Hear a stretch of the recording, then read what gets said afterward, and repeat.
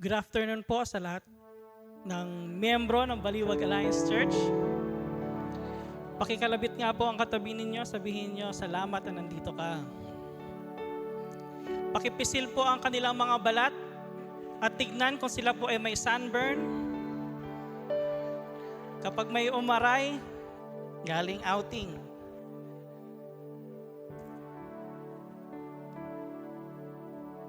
Tayo po ay nandirito sa simbahan bilang isang pamilya.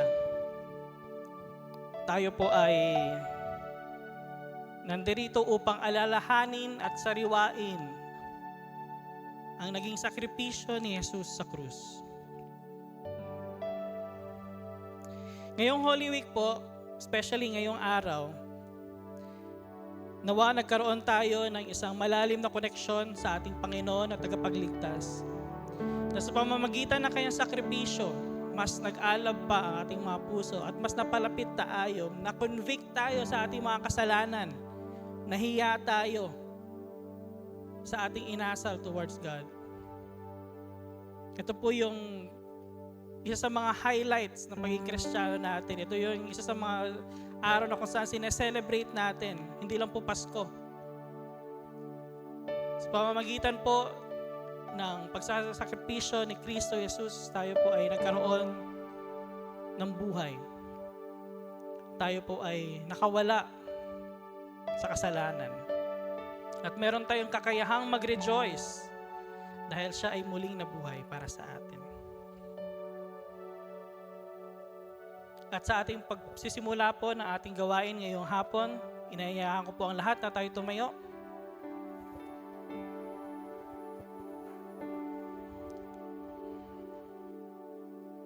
Maglaan po tayo ng konting sandali upang kausapin ang ating Panginoon at tagapagligtas. At tayo po'y manalangin.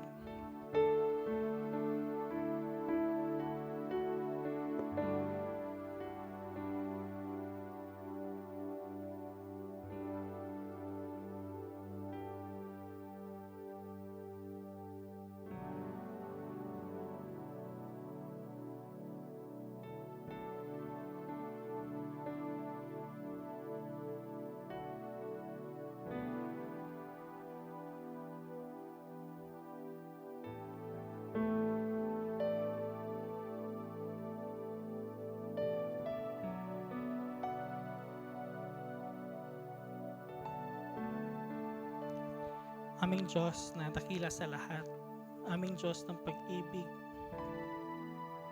Maraming salamat, Panginoon, sa panibagong araw na pinagkaloob niyo po sa amin.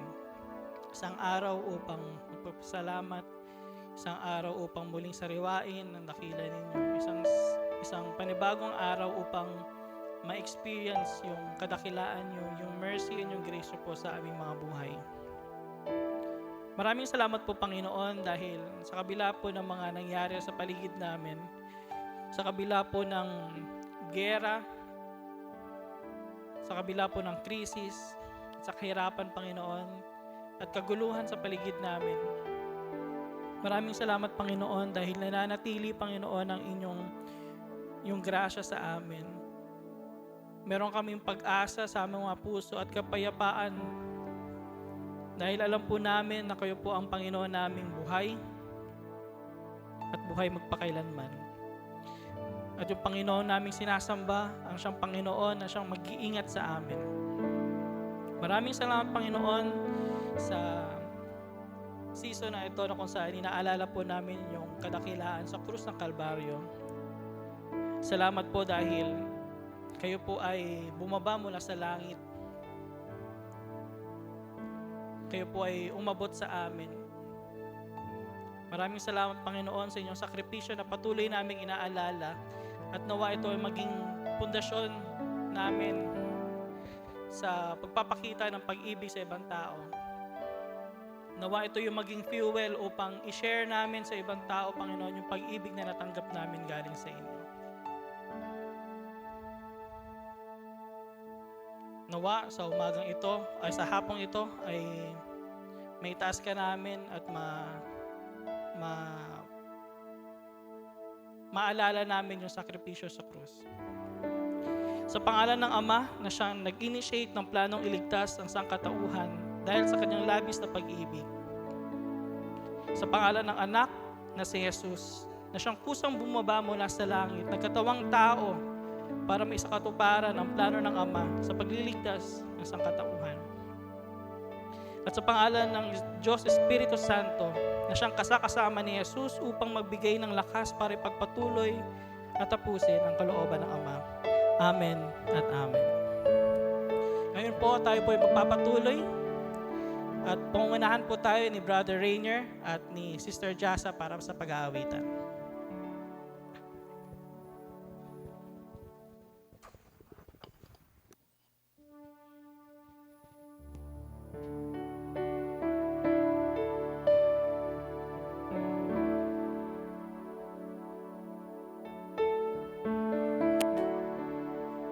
Tunay nga po sa kabutihan ng ating Ama, ibinigay niya ang kanyang bugtong na anak para po iligtas ang bawat isa sa atin. Sabi nga po sa Isaiah chapter 53 verse 5, "Ngunit dahil sa ating mga kasalanan, kaya siya nasugatan. Siya ay binugbog dahil sa ating kasamaan. Tayo ay gumaling dahil sa pahirap na dinanas niya at sa mga hampas na kanyang tinanggap." Tunay nga po na dun sa pagpako sa krus ng ating Panginoon, tayo ay naligtas. Kaya po itong awitin po na ito ay mag-focus po tayo at damhin po natin yung presensya ng Panginoon sa pamamagitan ng pagligtas niya sa atin.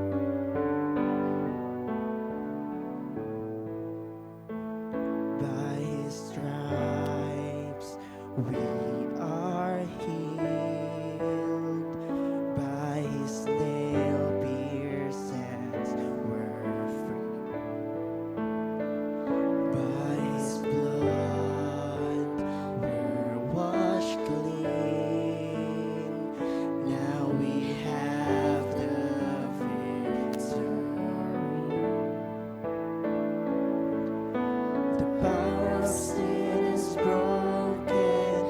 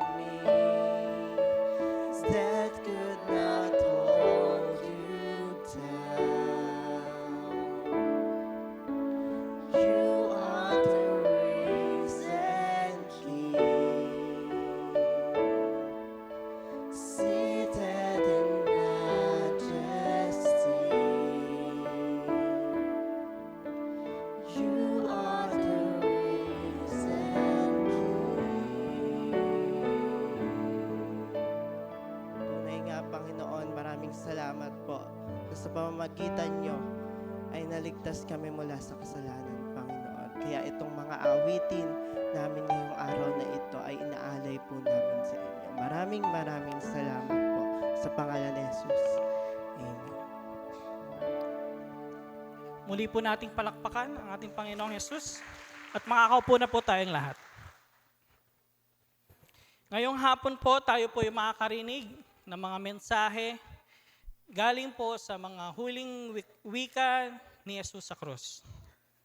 Una po, Father, forgive them for they don't know what they are doing, na pangunahan po ni Pastor Francis. Verily I say unto you, today you will be with me in paradise, na papungunahan po ni Brother Jeff. Pangatlo, woman, behold your son, and behold your mother. Napangunahan po ni Brother Malik. My God, why have you forsaken me? Napapangunahan naman po ni Brother Ronel. I thirst, ni Brother Reggie. It is finished, ni Brother Jesse. At panghuli po, Father, into your hands I commend my spirit, ni Doc ID. Ito po ang huling wika ni Jesus.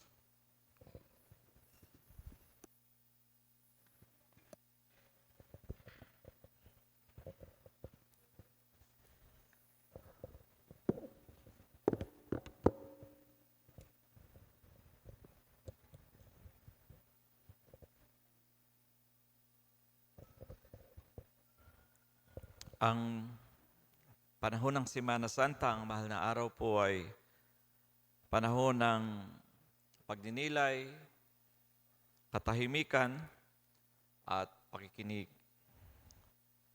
Nung pagkakataon na unang-unang pangyayari po ng mahal na araw, yung Biyernes Santo mismo talaga, yung pagkakataon ng Panginoong Hesus ay nakapako sa krus.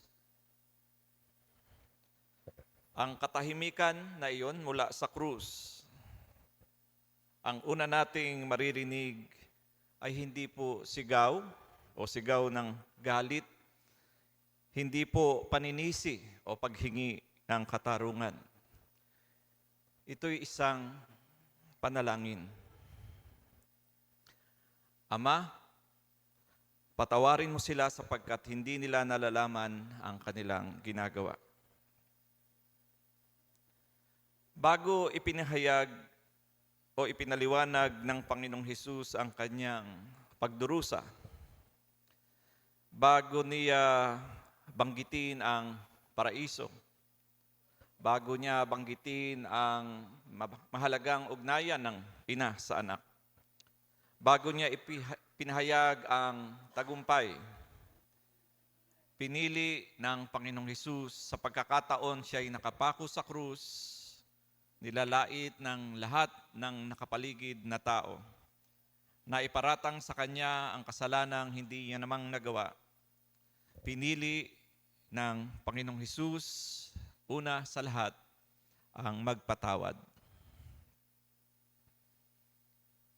Sa panahon natin ngayon, ang mundo po ay napupuno ng prinsipyong tinatawag ngipin sa ngipin. Ang kasunod ay mata sa mata at ngipin sa ngipin. Ito po ay tinatawag na lex talionis o pangkaraniwan sa bansang Muslim o karamihan din sa maraming prinsipyo ng batas. Ang lex talionis, ang ibig sabihin ay batas ng paghihiganti. Sa Lumang Tipan, makikita natin ito noon nung ibinigay sa bansang Israel sa pamumuno ni Moses. Ang magulong Israel, puno ng pansariling balakin, puno ng personal na galit at pangangailangan na ma-organize at magkaroon ng tamang sistema ng pamamahala. Ibinigay ito upang hindi hikayatin ang paghiganti, kung hindi upang limitahan ang kaharasan na meron na at pigilan ang walang katapusang gantihan. Kasi pag nagkaroon ng kagalit, gaganti, at yung isa naman ay gaganti ng mas matindi. Sa paglipas ng panahon, ang batas ng hustisya na kung saan ang hukom ang siyang dapat magbigay ng tama at ampat na paghihiganti, ngipin sa ngipin, mata sa mata, ay nadala na sa tinatawag na personal vendetta o personal na galit. Kaya sa ating panahon, ito ay makikita natin sa karahasan na sinasagot ng mas matinding karahasan. Sa Mindanao, marami nito ang tinatawag ubusan ng lahi. At sa iba pang tribo, na kung saan kahit sa Northern Luzon, ang ganti ay mas matindi sa unang ibinigay na ganti. Walang katapusan. Galit na pinalalalim pa ng mas malalim na ganti ng galit. Katulad ngayon, digmaan na nagagantihan dahil kailangang mas matindi ang galit at puksa na ibabalik dahil sila ay minsang nasaktan. Na ang nagdurusa naman ay karaniwan mga inosente, mga vulnerable, lalo na ang mga bata. Ito ang logic, ito ang lohika ng mundo. Sinaktan mo ako, sasaktan din kita, pero mas matindi. Ang ganitong lohika, sa ganitong lohika, para bang ang pagpapatawad ay imahe ng kahinaan. Pag ikaw ay nagpatawad, mahina ka. Kakainin ka nung lakas, nung mga malalakas na kayang magbigay ng ganti. Sa krus, sa pagkakataon, ang Panginoong Hesus ay nagbigkas ng kanyang unang winika. Hindi kinaila ng Panginoong Hesus na kailangang kumprontahin ang masama o ang kasamaan. Hindi niya pinapagaan yung mga kasalanan at masasama at hindi niya sasabing ito'y okay lang. Ngunit sa halip, ito ay kanyang kinokontra. Ang lohika ng mundo sa pamagitan ng binanggit ng Panginoon habang siya'y nakabuyubay, vulnerable, kung saan siya ang sentro ng kahihiyan. Sinabi niya, Ama, patawarin mo sila sapagkat hindi nila nalalaman ang kanilang ginagawa. Ay tinapos niya ang cycle ng paghihiganti. Ang masama, gagawan uli ng masama. Sa pamamagitan ng krus, tinapos ng Panginoong Hesus at nagbigay siya ng modelo sa atin paano tatapusin ang kasamaang siklo na dala ng paghihiganti. Sa krus, tinanggap niya ang buong bigat ng mata sa mata, ngipin sa ngipin. Inako niya ang parusang nararapat na kasalanan doon sa mga makasalanan, tinanggap niya. At tumangging gamitin ito upang manakit pa ng iba. At ipasa ang ganti ng ngipin sa ngipin, mata sa mata. Dito inilagay ng Panginoong Hesus ang hustisya. Hindi sa paghihiganti, kung hindi dito. Sa kamay ng Ama. Ama, ang sabi ng Panginoong Hesus. Sa kamay ng Ama, ibinigay ng Panginoong Hesus ang paghihiganti. Hindi sa paghihiganti ng tao, kung hindi sa kamay ng Ama. Nung 15 taong gulang, si Sister Joy Tanchi Mendoza, marahil kilala nyo, anak po ni Pastor Peter Tanchi. Sa edad na 15 taon, marahil na rinig nyo na ang kwento, siya ay naghahasa ng 7 tao. Out of the 10 na tao na nanloob sa bahay nila, kasama yung kanyang mga kaibigan, 7 ang nag-alipusta, ang nag-rape sa kanya. Hindi niya itinanggi ang sakit. Hindi niya, kumbaga, binrush away o itinago ang sakit. Meron. Hindi niya minaliit ang masamang karanasan at ang nangyaring masama sa kanya. Hindi niya itinapon ang idea na kailangang makakuha ng hustisya. Hindi iyon inalis. Ngunit sa mahabang proseso ng paghihilom, pinili niyang huwag gamiting excuse ang karanasan niya ngayon para gumanti at gumawa uli ng siklo ng paghihiganti mula sa personal o sa sarili. Ang Panginoong Hesus, tulad ng Panginoong Hesus, inihandog niya ang kanyang sugat sa krus sa Ama, sa paanan ng krus. Hindi dahil tama ang ginawa sa kanya. Sinabi niya, Ama, patawarin mo sila dahil hindi nila nalalaman ang kanilang ginawa. Hindi dahil tama na ginawa sa kanya at karapat-dapat siyang ganun ang gawan ng ganun. Kundi dahil sa krus lamang ang may kapangyarihang humatol at magbigay ng laya sa tunay na sugat na meron, ang kasalanan ng sanlibutan. Hindi sa pamagitan ng pagpuksa sa mga nag-aalipusta sa kanya, kasi ang kailangan ay hindi lamang gumanti ng hustisya.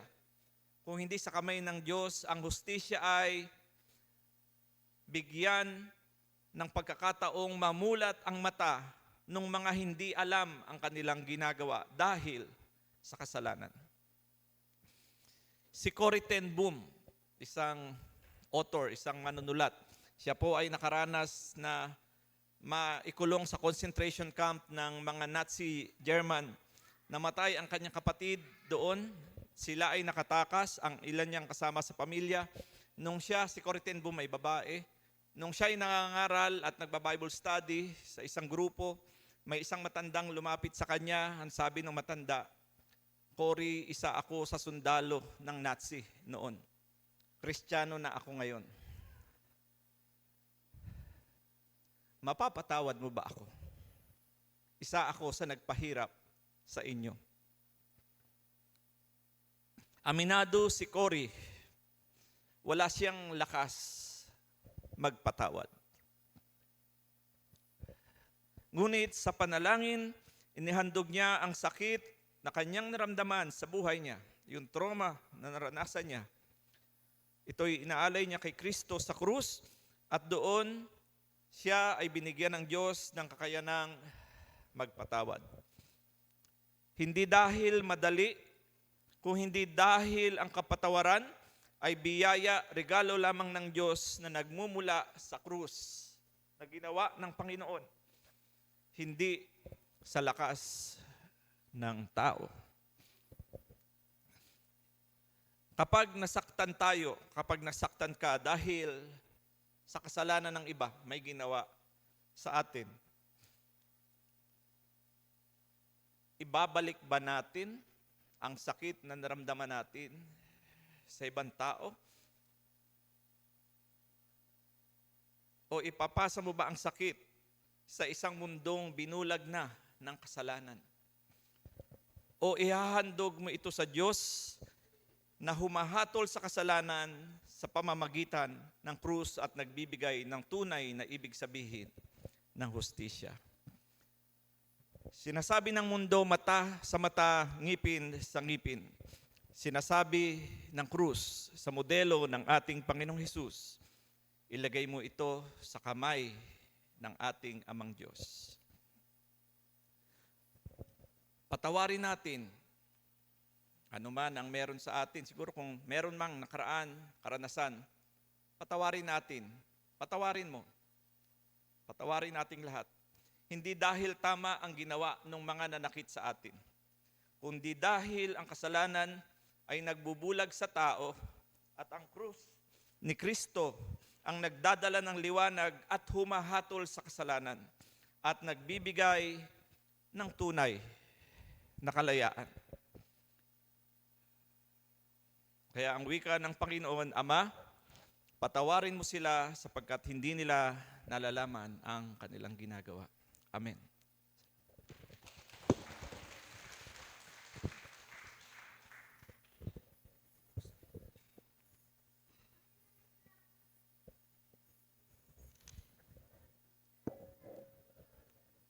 Sa ating pagpapatuloy ngayong hapon, makikita natin dito na kung gaano kahalaga yung mga last words. Naalala ko nung bago mamatay yung lolo ko, nakaratay siya doon sa ospital. Hindi na siya makapagsalita. Pero meron siyang sinulat doon sa isang papel. Ang sinulat niya doon, nag-drawing siya. Nakalagay doon, sabi niya sa akin, magpatuloy kang lumakad sa Panginoon. At yung isang bagay pa na hindi ko makakalimutan dahil nandun din yung mga kapatid ko, yung mga kamag-anak namin, sinabi niya sa akin, magmahalan kayo. So, minsan o kadalasan, mahalaga talaga yung mga last word o words na kagaya ng dito sa Biblia o kagaya nung ginugunita natin ngayon na minsan kapag yung isang tao nasa bingit na ng kamatayan, kailangan nating mag-pay attention kasi mahalaga kung ano yung sasabihin nila. Kagaya na to, sinabi dito ni Jesus, di ba? Truly I tell you, today, you will be with me in paradise. Sa mga salita na binanggit sa atin ni Jesus dito, hayaan nyo na bumalik tayo doon sa unang senaryo. May dalawang tao o magnanakaw na nakapako doon sa kaliwat kanan ni Jesus. Yung isa doon, nililibak siya. Sinabi, ikaw ba si Kristo? Iligtas mo yung sarili mo at iligtas mo rin kami. Pero yung isang tao, na nandun sa kabilang side niya, sinabi niya doon sa lalaki, o sinaway niya yung lalaki, hindi ka ba natatakot sa Diyos? Sinabi niya, karapat dapat lang sa atin kung ano yung kung ano tayo ngayon, kung bakit tayo pinaparusahan. At sinabi niya pa doon, pero yung taong ito, hindi siya nakagawa ng kasalanan. Hindi siya nagkamali. At pagkatapos nun, sinabi niya kay Jesus, alalahanin mo ako kapag nakapasok ka na sa kaharian mo. And then ito nga yung respond ni Jesus sa kanya. Sinabi niya, o sa Tagalog sinabi ni Jesus, ngayon din, makakasama kita sa aking paraiso. Hayaan nyo na bigyan natin ng diin o emphasize yung mga ilang words dito na sinabi ni Jesus. Una, yung salitang truly. Sa Biblia o dito sa Lucas, 5 o 6 na beses, binanggit ni Jesus yung salitang truly. Bakit? Ang sinasabi lang sa atin dito ni Jesus na importante ito, yung sasabihin ko sa iyo. O sa ibang salita, parang sinasabi niya sa atin, makinig kayo. Mag-pay attention kayo. And then next, sinabi niya doon, I tell you today, o sinabi niya muna, I tell you, napaka-personal ni Jesus na kinakausap yung lalaki doon sa krus. Sinabi niya, I tell you, ako, sinasabi ko sa iyo. Yung you, singular yun. Kung makikita natin yung pagiging personal, nakapakikipag-usap ni Jesus doon sa lalaki, doon sa krus. At napaka-personal din ng pangako ng Diyos. At yung pangatlong salita na sinabi niya dito, today. Sinabi niya today. Kung makikita natin yung salitang today, hindi ito past tense, kundi present tense. Sinabi niya today, ngayon. Ang kaligtasan na inihahandog ng Diyos ay hindi ito pagkatapos nating mamatay. Ang kaligtasan na ibinibigay sa atin ng Diyos, ito yung nangyayari ngayon kapag tayo tumanggap at naniwala at sumampalataya sa Diyos, ay yung guarantee ng kaligtasan, yung buhay na walang hanggan, ay ibibigay niya ngayon. At hindi bukas, kundi ngayon. At yung huling sinabi niya doon, you will be with me in paradise. Ito yung pangako ng Diyos. Yung paradise, tinutukoy dito yung heaven o yung langit. Alam niyo ba, itong kwento na to, sa Biblia, ito yung isa sa pinaka-paborito kong istorya sa Biblia. Bakit?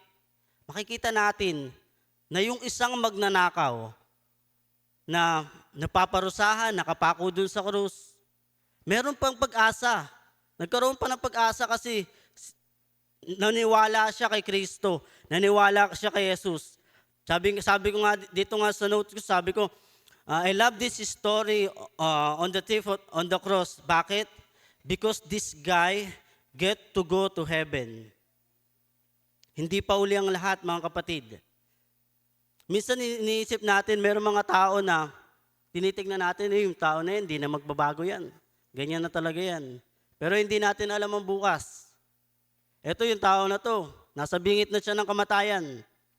Pero si Lord, yung grasya, yung biyaya niya, hindi sinabi ni Lord sa kanya eh. Hindi sinabi ni Lord sa kanya nung sinabi ng lalaki, alalahanin mo ko pagka nakapasok ka na sa karya mo. Hindi sinabi ni Lord sa kanya na, hindi, kailangan mo munang bumaba dyan. Kailangan mo munang gumawa ng mabuti. Hindi yun yung sinabi ni Lord.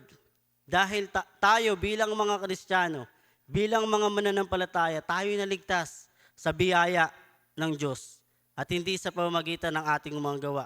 Ang tanong, mabuti ba na tayo gumagawa ng mabuti o ng mabuting gawa para tayo maligtas?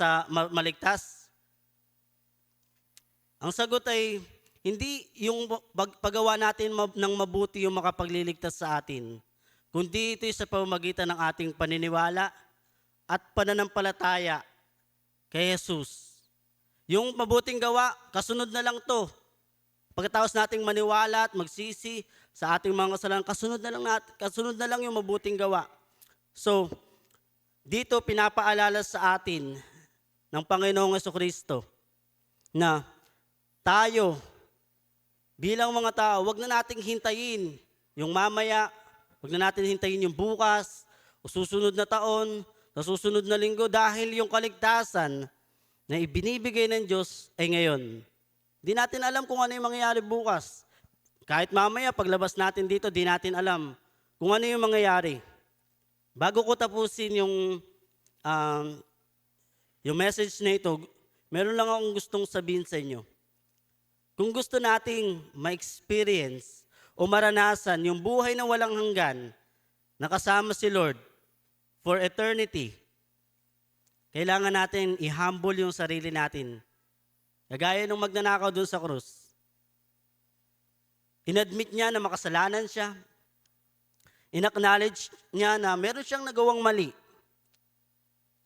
At yung humility, yung pagiging mapagkumbaba niya, ito yung unang hakbang sa atin din bago tayo lumapit kay Jesus o sa Diyos bilang ating Panginoon tagapagligtas. Sinabi nga sa Biblia, tayo lumapit sa Kanya kagaya ng isang munting bata, mapagkumbaba. Aminin natin na nagkasala tayo, na hindi natin kayang iligtas yung ating sarili. Mag-repent tayo, magsisi tayo sa Kanya at manumbalik tayo sa Panginoon. Maraming salamat po.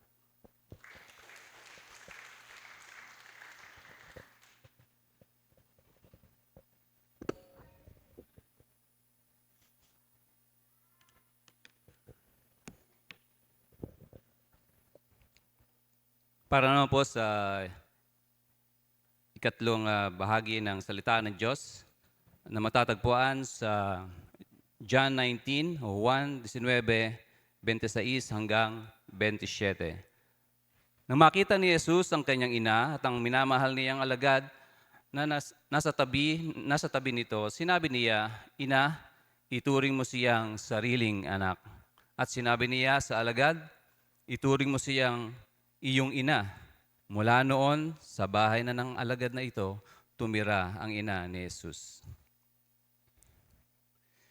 Sa verse po na ito, o sa event po na ito, ito po ay nagpapakita ng matinding pagmamahal ng ating Panginoong Jesucristo sa kanyang ina na si Maria. Habang siya po ay nasa krus ng Kalbaryo ang ating Panginoon, sa pamamagitan ng pagtagubilin sa kanya kay Juan. Dito rin po ay pinapakita yung pagtitiwala, yung ating pananagutan sa pamilya, at pagtatatag ng bagong spiritual na pamilya sa loob ng simbahan. At ito po ay isang pagpapaalala sa atin na magkaroon tayo ng malasakit sa ating kapwa sa gitna ng pagdurusa. Meron po akong 4 na punto na pwede nating pagbulay-bulayan o reflection sa event na ito. Yung una ay ang pagmamahal at pagmamalasakit sa kapwa.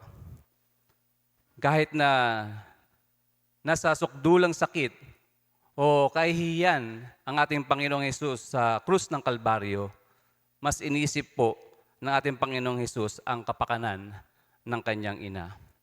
At ito po ay nagtuturo po sa atin ng tunay na pag-ibig at pagmamalasakit sa iba, higit po sa ating sarili.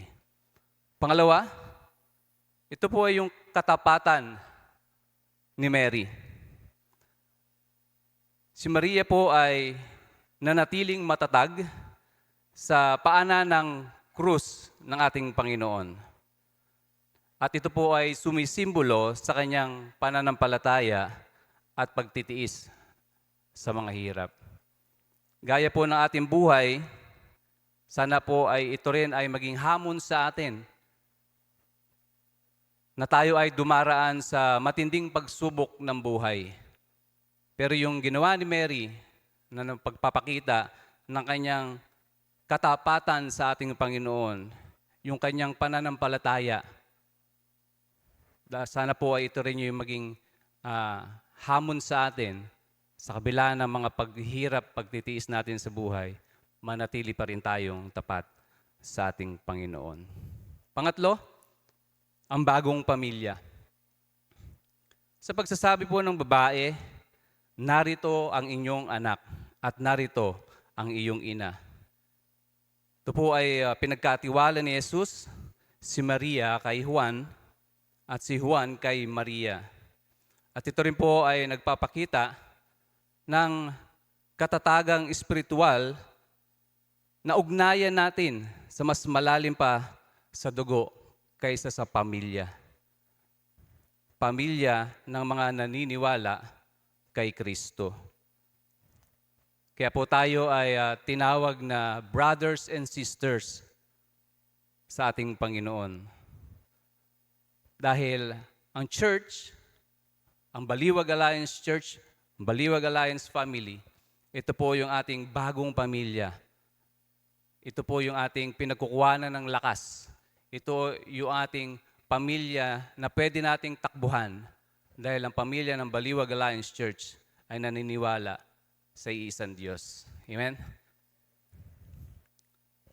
Pang-apat, ito po ay ang pagtupad sa tungkulin. Nung tinanggap po ni Juan yung kanyang responsibilidad na alagaan si Maria mula sa oras na iyon, ito po ang hamon sa atin. Na tayo rin po, ay dapat tuparin ang ating tungkulin sa ating pamilya at sa ating komunidad. So malaking bagay po na yung ating pagiging mananampalataya, nung nakilala natin ang Panginoong Hesukristo bilang sarili nating tagapagligtas, responsibilidad po natin ito na ibahagi sa ating pamilya.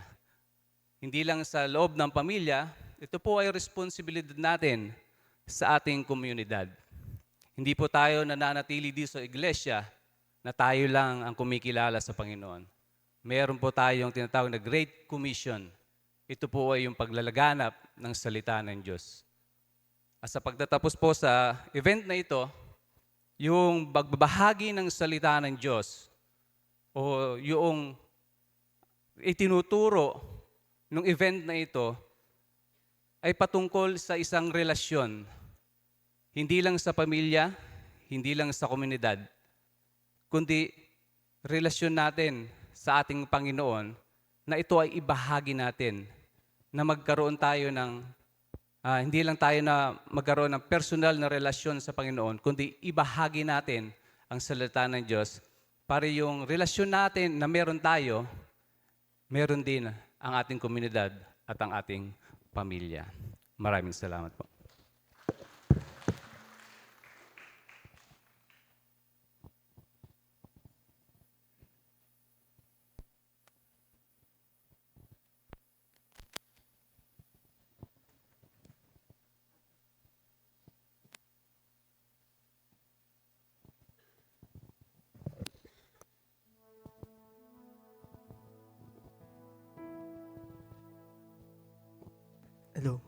At bago po tayo mag-proceed sa huling ikaapat na salita ng ating Panginoon, inaanyayahan ko po ang lahat na tumayo at awitin po natin ang Above All.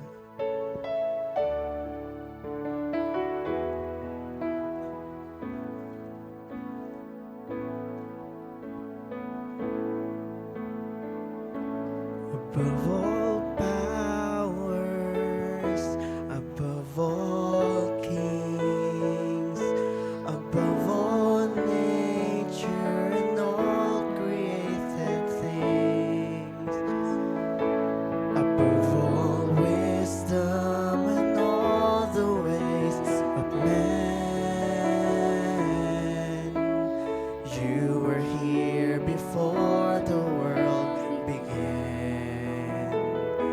Above all kingdoms, above all thrones, above all wonders the world has ever known, above all wealth and treasures of the earth,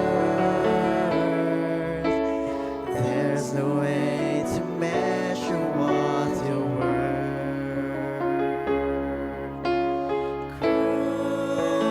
Crucified, lay behind the stone.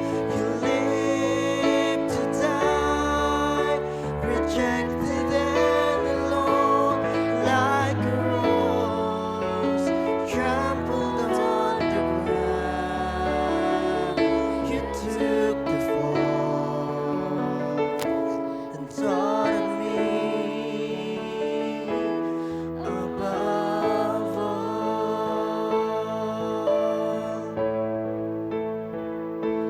above all powers, above all kings, above all nature and all created things, above all wisdom and all the ways of man, you were here before the world began. Above all kingdoms, above all thrones, above all wonders the world has ever known, above all wealth and treasures of the earth, there's no way to measure what you're worth. Crucified, lay behind the stone. You lived to die, rejected and alone, like a rose trampled on the ground. You took the fall and thought of me. Crucified, lay behind the stone, lived to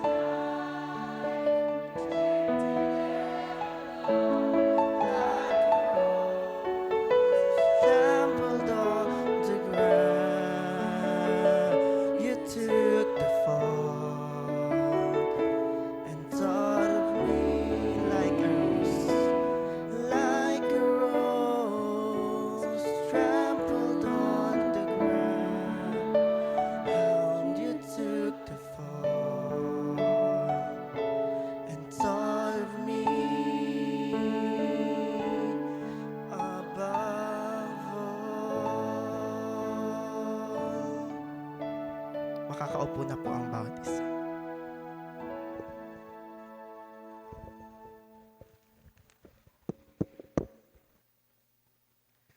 Dumako na po tayo sa pang-apat na winika ng ating Panginoong Hesus. Diyos ko, bakit mo ako pinabayaan? My God, why have you forsaken me? At ito'y matatagpuan natin sa Matthew chapter 27, verse 46 At sa isa pang verse sa Mark 15:34. Ang tanong mga kapatid, pinabayaan nga ba ng Diyos si Jesus? Ang isang mabilis na sagot ay, ang sinabing ito ni Jesus ay katuparan ng hula sa Salmo 22. At ganito po ang sinasabi. O Diyos ko, sa verse 1, Diyos ko, bakit mo ako pinabayaan? Sumisigaw ako ng saklolo, ngunit bakit di mo ako tinutulungan? Sa verse 6, ngunit ako'y parang uod at hindi na isang tao, hinahamak at pinagtawanan ng kahit sino. Pinagtatawanan ako ng bawat makakita sa akin. Inilalabas ang kanilang dila at sila'y pailing-iling. Sa verse 18, mga damit ko'y kanilang pinagsugalan at ang mga saplot ko'y kanilang pinaghati-hatian. Ito ay naganap sa kamatayan ni Kristo. Isang pagpapatunay na siya ang Mesiyas, ang hinihintay na tagapagligtas, ang anak ng Diyos. At ng mga sandaling iyon, sapagkat nung panahon na yon, tunay na madilim.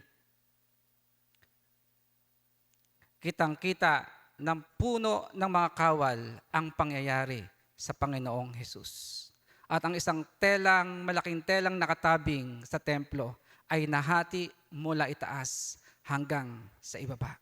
Mga kapatid, katuparan ito ng hula sa lumang tipan. Nagtuturo na si Kristo nga ay Diyos ang ipinangakong Mesiyas, tagapagligtas ng mga tao. Pero mga kapatid, nananatili ang tanong, my God, why have you forsaken me? Tunay nga bang inabandon ng Diyos ang Panginoong Hesus? Alam niyo po, bilang isang tao, tiyak na maisisigaw din natin ito, katulad ng Panginoong Hesus.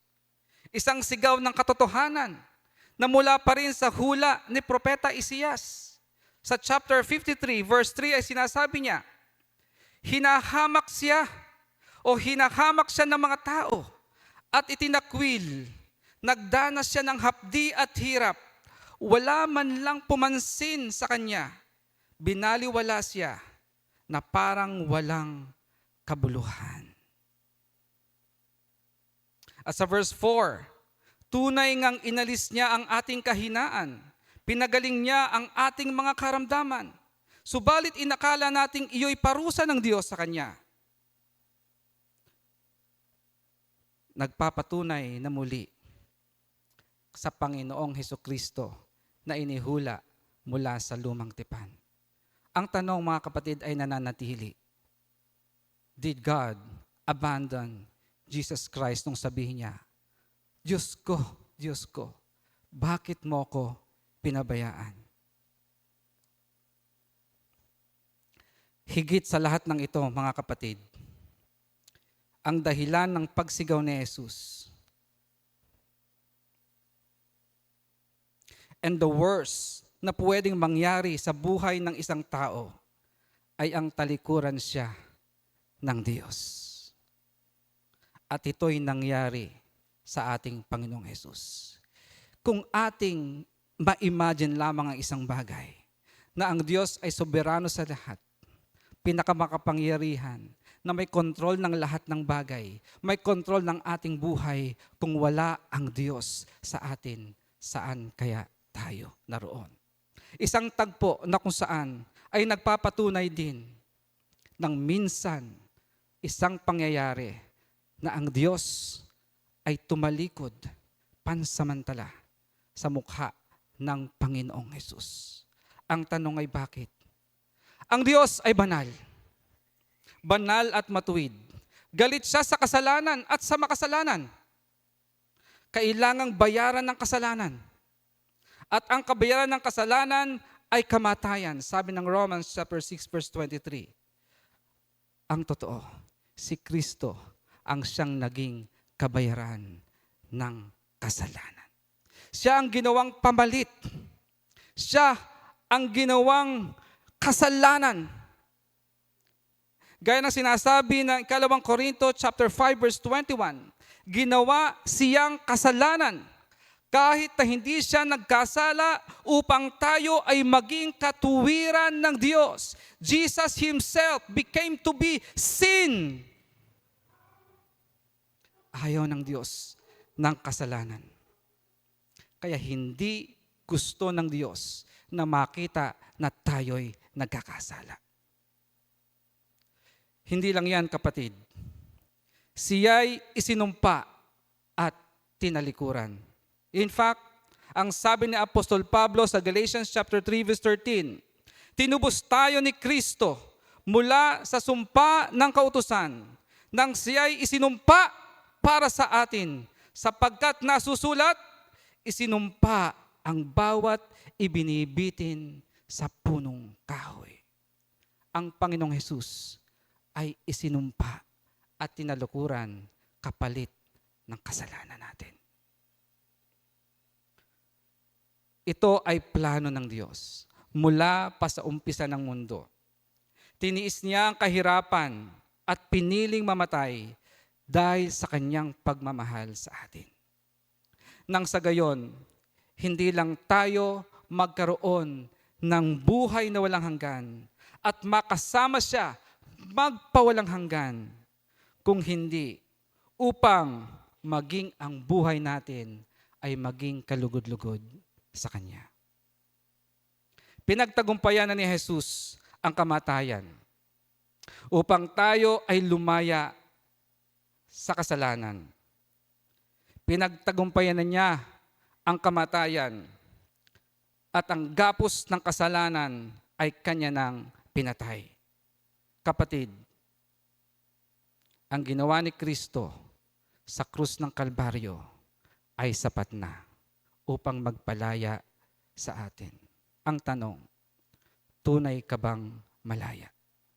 Malaya ka na bang tunay sa kasalanan? Isang reminder sa atin sa oras na ito. Si Kristo'y namatay sa krus ng Kalbaryo, hindi lang upang bigyan tayo ng buhay na walang hanggan, hindi lang upang isama niya tayo doon sa walang katapusan na buhay sa langit, kung hindi ang buhay natin ay maging kalugod-lugod sa Kanya. Isang pagninilay-nilay sa hapon na ito at sa ating saliksikin ng ating buhay, ang buhay ba natin ay nagbibigay ng kapurihan sa Kanya sa pamamagitan ng paglaya natin sa kasalanan. Maraming salamat po at magandang hapon.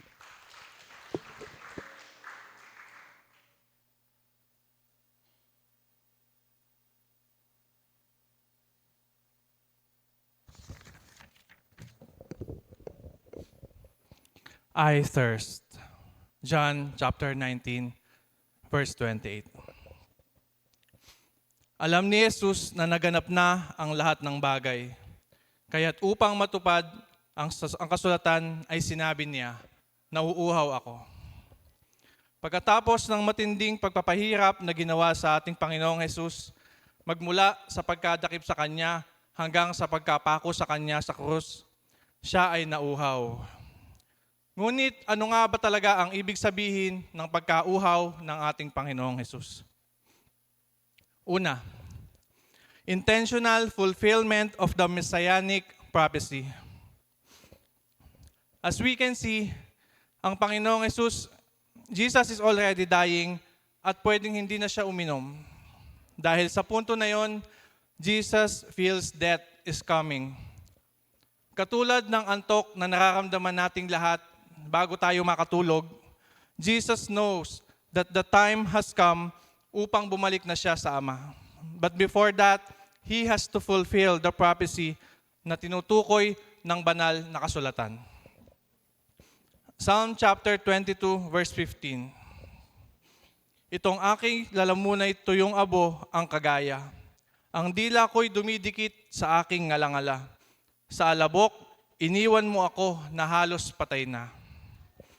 Ang karanasan ng salmista patungkol sa pagdurusa at pakiramdam ng pagpapabaya ay inilarawan bilang pagkawala ng lakas. Hindi mapawi na uhaw, at pakiramdam ng isang taong mamamatay na. Tinupad ni Kristo ang kasulatang ito bilang ang tunay na natutuyuan ng lakas na talagang dumidikit ang dila sa kanyang mga ngalangala, na halos hindi na makapagsalita at talagang inilagay sa alabok ng kamatayan. Psalm chapter 69 verse 21 says, "Sa halip na pagkain, nang ako'y magutom, ang dulot sa aki mabagsik na lason. Suka at hindi tubig ang pinainom." Isang hula patungkol sa pagdurusa ng Mesiyas na naglalarawan ng matinding pagtataksil, ng pangungutya at kalupitan na naranasan ng Panginoong Hesus noong inalok siya ng suka habang nagdurusa sa krus at uhaw na uhaw. Pangalawa, agony o labis na pagdurusa. In Jesus' darkest hour, in the Garden of Gethsemane, he was sorrowful and troubled. But even in feelings of despair, Jesus willingly obeyed the Father's will out of his love for him and for us. Let us take a quick look of the suffering of our Lord Jesus bago siya mauhaw. Ang Panginoong Jesus ay nakakamdam ng number 1, emosyonal na pagdurusa. He was betrayed by Judas. Number 2, he was rejected by Peter 3 times. Number 2, Jesus suffered mentally. Ang Panginoong Jesus ay nilait, kinutya, ipinahiya publicly, piniringan at tinatanong, "Hulaan mo nga kung sino ang sumusuntok sa'yo." Luke chapter 22 verse 46. Tumakas ang lahat ng mga alagad at iniwan siya. Mark chapter 14 verse 50. Iniwan siya ng mga disipulo niya na hinugasan niya yung paa. Imagine that. At halos lahat ng ito ay sabay-sabay na nangyayari sa kanya all at once. Lahat ng pressure, lahat ng paghihirap na yon. Number 3, Jesus suffered spiritually. He solely faced the wrath of God for the sins he did not commit. The Father turned his back on his Son while he bore the weight of humanity's sin. Number 4, and lastly, and was tormented physically until death. Binugbog, pinutungan ng koronang tinik, hinagupit, pinapasan ng krus, pinako. Sa tindi ng mga pagdurusang ito, emotionally, mentally, spiritually, physically, kahit na sino pa man ay makakaramdam ng uhaw, ng matinding pagkauhaw. Nauhaw ang Panginoong Jesus, hindi para sa kanyang sarili, ngunit para sa atin. Jesus provided for our thirst. He is our living water. So remember, the moment that we experience thirst in life, never forget how Christ's thirst won the fight. Christ is the only fountain that can fill our cup. Purihin po ang Panginoon.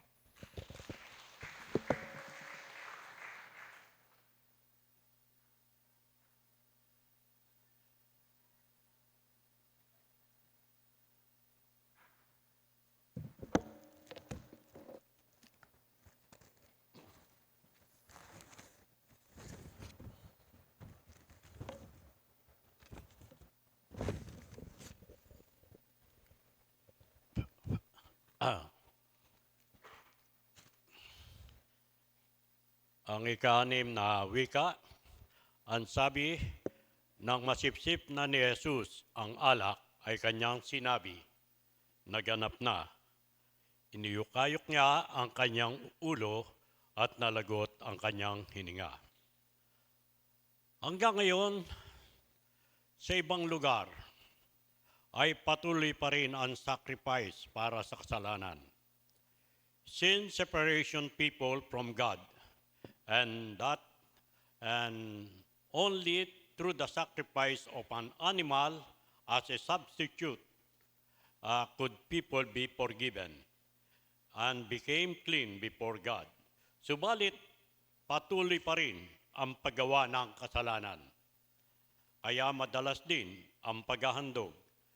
Subalit si Kristo ang final at ultimate sacrifice for sin. The word na naganap na, it is finished, tulad ng salitang paid in full, bayad na. Jesus came to finish God's of salvation. Sa John 4:34, ang sinabi niya, ang kalooban ng nagsugo sa akin at ganapin ang ipinagagawa niya. Natapos ko na ang lahat ng ipinagagawa sa akin ng aking Ama. Pinayaran na ng Panginoon ng full penalty ang ating mga kasalanan. Sa kanyang kamatayan, winakasanan niya ang lahat ng mga pag-aandog o sacrifice system because Jesus took all sins upon himself. Ngayon, malaya na tayong makalalapit sa Diyos dahil kung ano ang ginawa ni Jesus sa atin. Lahat ng naniniwala sa kamatayan ni Kristo at pagkabuhay na muli ay magkakaroon ng buhay na walang hanggan at dinahahatulan pa sa kanyang kasalanan na binayaran na ng Panginoong Jesus doon sa krus.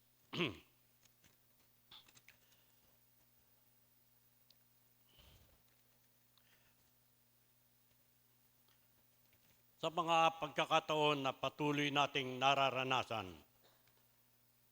ang lahat ng bagay na ginagawa noon pa at hanggang sa ngayon, nakikita natin na nagiging tradisyon ang ganitong gawain. Marami sa ating mga kababayan at mga kaibigan o mga kasama sa mga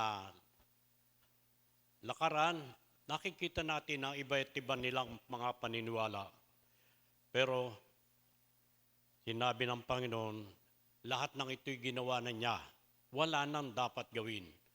Gaya kanina, nakita namin, patuloy pa rin. Nagpepinitensya ang mga tao para, gawin nila? Para ipakita na sila'y nagsisisi sa kanilang kasalanan. At gusto nila, mag-sacrifice din sila tulad ni Kristo.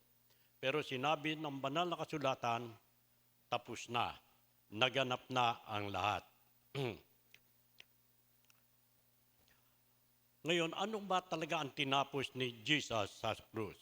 Number 1, pinawalambisan niya ang lahat ng kasulatan laban sa atin, pati na mga pananagutang kaugnay nito. Pinawi niya ang lahat ng ito nang ipako siya sa krus. Pangalawa, tayo'y malaya na makapapasok sa dakong kabanal-banalan dahil sa kamatayan ni Jesus. Makatatawag na tayo ng diretso sa Diyos Ama at hindi na tayo dadaan pa kung kani-kanino. No man sacrifice animal to please God. Yung iba, marami pang inihahandog para sila'y pansinin ng Panginoon. Tayo'y nilinis na ng dugo ni Kristo na kanyang anak sa lahat ng ating makasalanan. Jesus paid it all.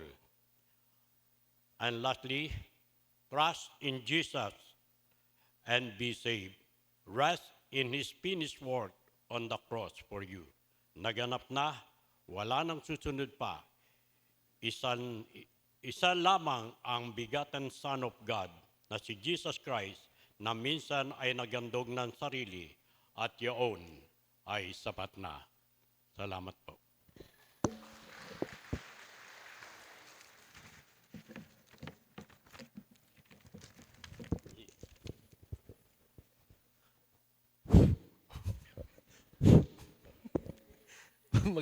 Magandang hapon sa ating lahat. Salamat sa Panginoon sa buhay ng ating mga magigiting na mga tagapagsalita. Ang huling wika, ngunit hindi panghuling salita.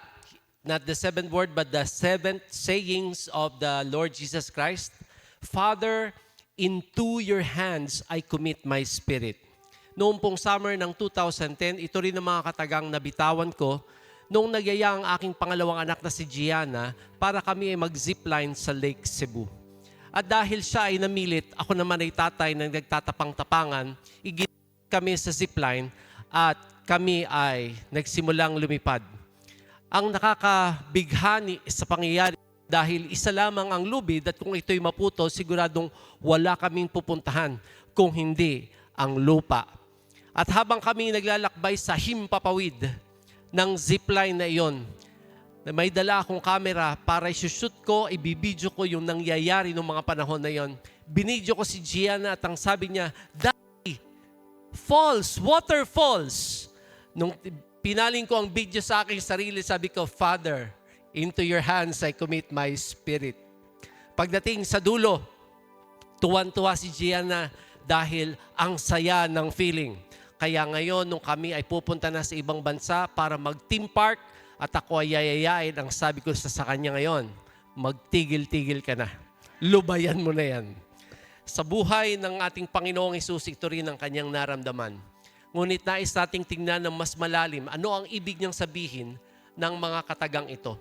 Father, into your hands I commit my spirit.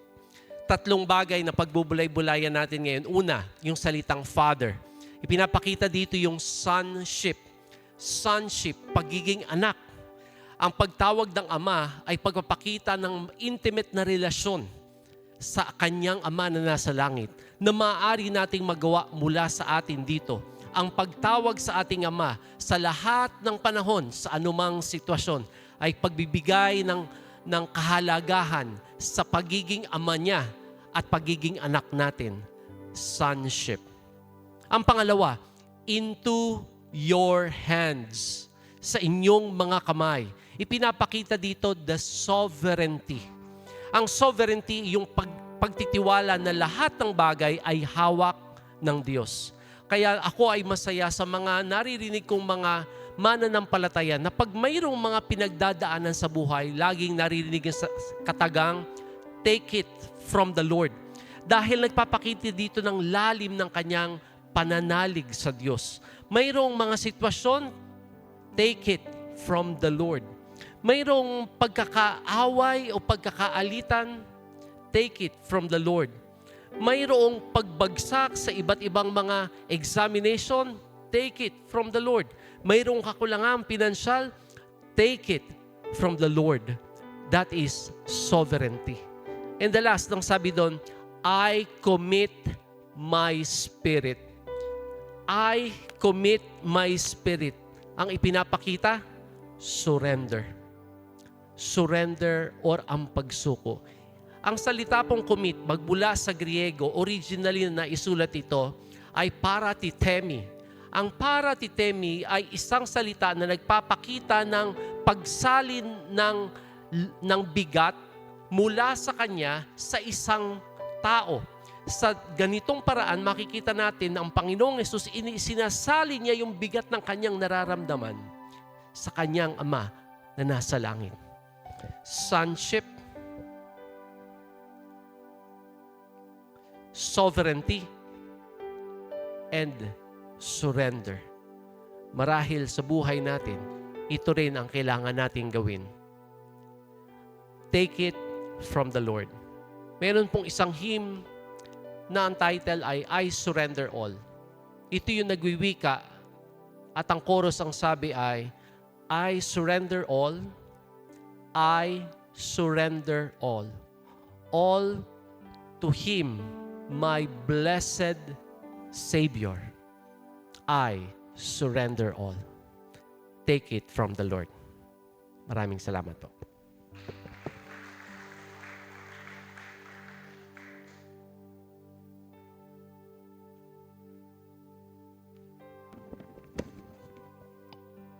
Bilang tugon po sa mensahe na ating narinig, tayo po ay tumayo at awitin po natin ang The Old Rugged Cross.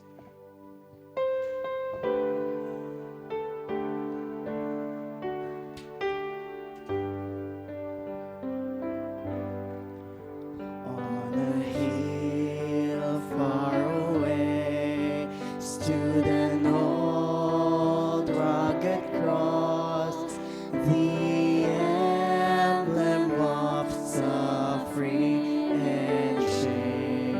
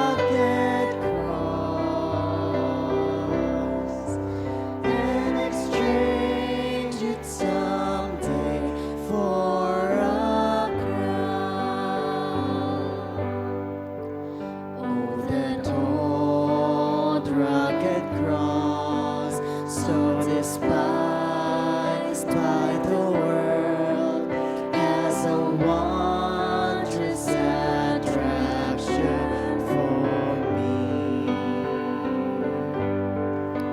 For the dear Lamb of God left His glory above to bear it to dark Calvary. So I'll cherish the old rugged cross till my trophies at last I lay down. I will cling to the old rugged cross and exchange it someday for a crown. In the old rugged cross, stained with blood so divine, a wondrous beauty I see. For 'twas on that old cross Jesus suffered and died to pardon and sanctify me. So I'll cherish the old rugged cross till my trophies at last I lay down. I will cling to the old rugged cross and exchange it someday for a crown. To the old rugged cross I will ever be true, its shame and reproach gladly bear. Then He'll call me someday to my home far away, where His glory forever I'll share. So I'll cherish the old rugged cross till my trophies at last I lay down. I will cling to the old rugged cross and exchange it someday for a crown. And exchange it someday for a crown. Makakaupo na po ang bawat isa.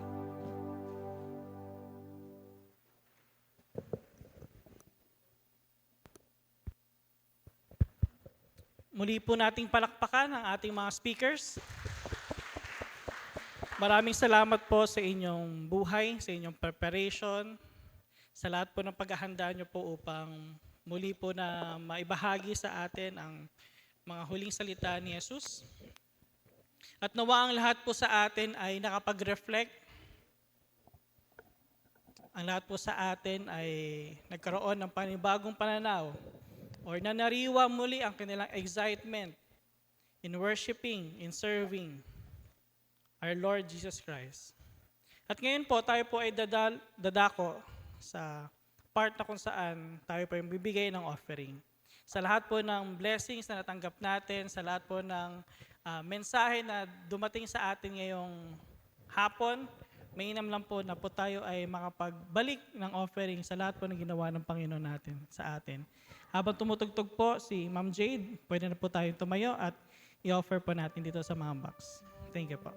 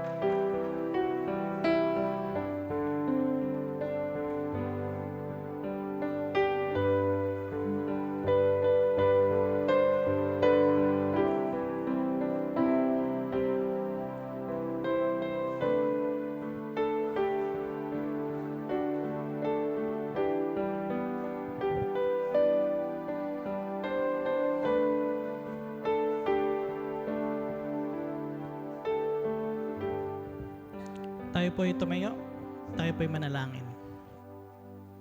Aming Diyos, maraming salamat po sa inyong 7 huling wika po para sa amin.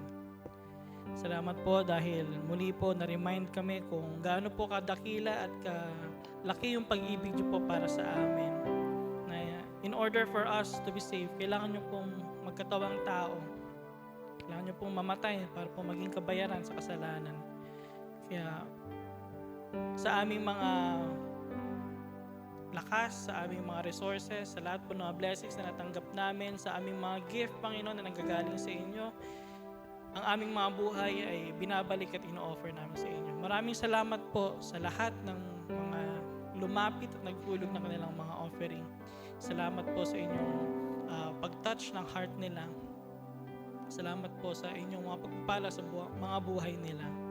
At para po sa mga iilan, Panginoon, na nagdadalawang isip at hindi po nakapagkulog. Panalangin ko, Panginoon, na muli niyo pong ipakilala ang inyong buhay sa kanila, Panginoon, upang sila po ay magkaroon din po ng pagkakataon na may offer ang kanilang buhay, makapagbigay ng kaloob para po sa inyo.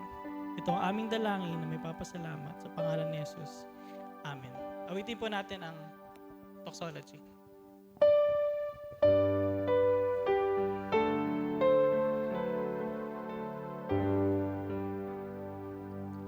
Praise God from whom all blessings flow. Praise Him, all creatures here below. Praise Him above the heavenly host. Praise Father, Son, and Holy Ghost. Amen. Makakaupo na po tayong lahat. At ngayong hapon po, meron lang po tayong isang announcement. Ito po ay patungkol sa ating worship service sa darating na linggo. Sa Sunday po, ang service po natin ay sunrise service. Ibig sabihin po, ang service po natin ay magsisimula ng alas 5 ng umaga. Muli po, ang service po natin ay magsisimula sa eksaktong alas 5 ng umaga. I hope to see you all there po. Sa mga kasama din po natin sa Facebook Live, huwag po kayo malate ng gising kasi wala po kayong aabutan. At ngayon po, request po natin ang ating pastor, Pastor Ian Fuentes, para po sa ating closing prayer.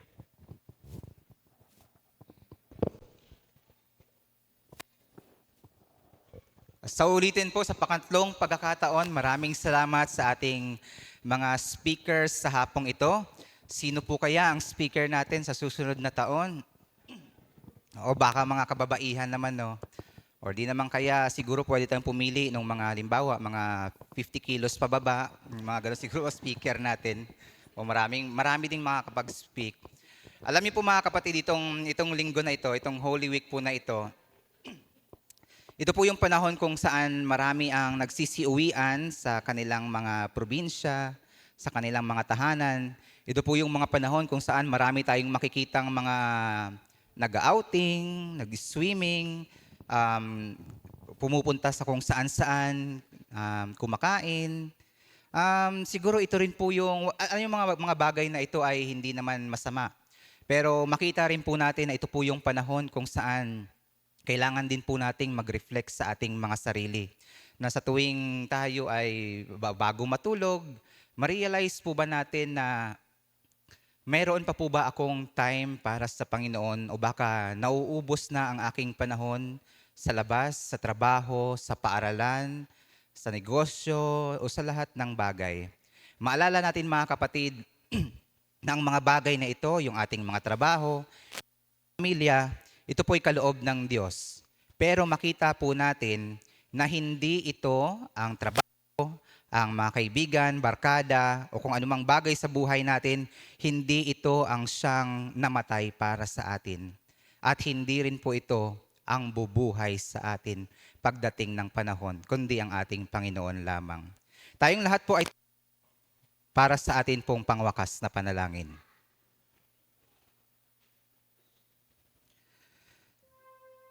Panginoon, kaming lahat ay naririto, nagpapakumbaba at buong puso na nagpapasalamat at humihingi ng kapatawaran.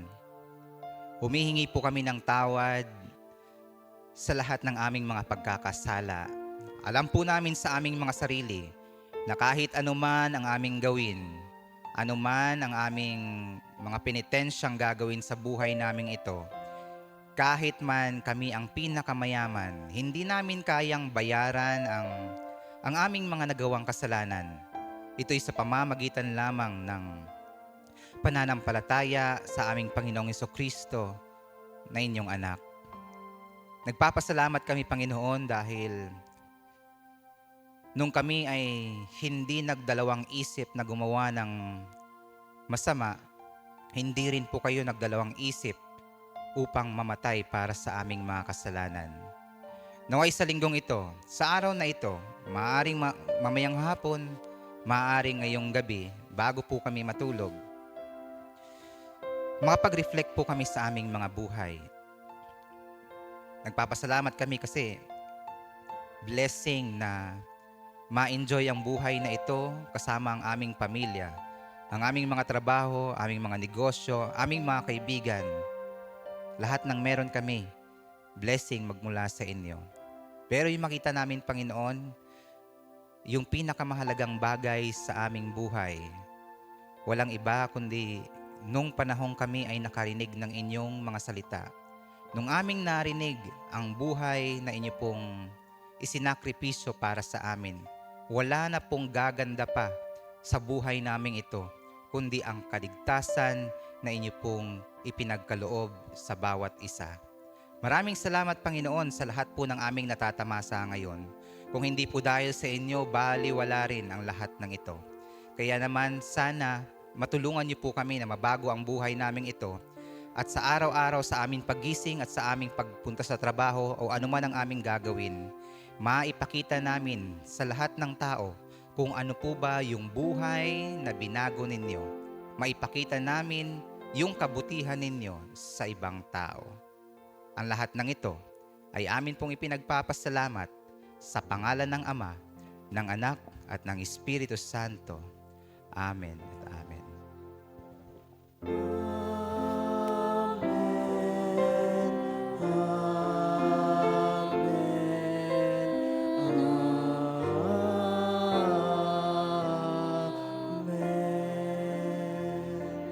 Isang mapagpalang hapon po sa ating lahat.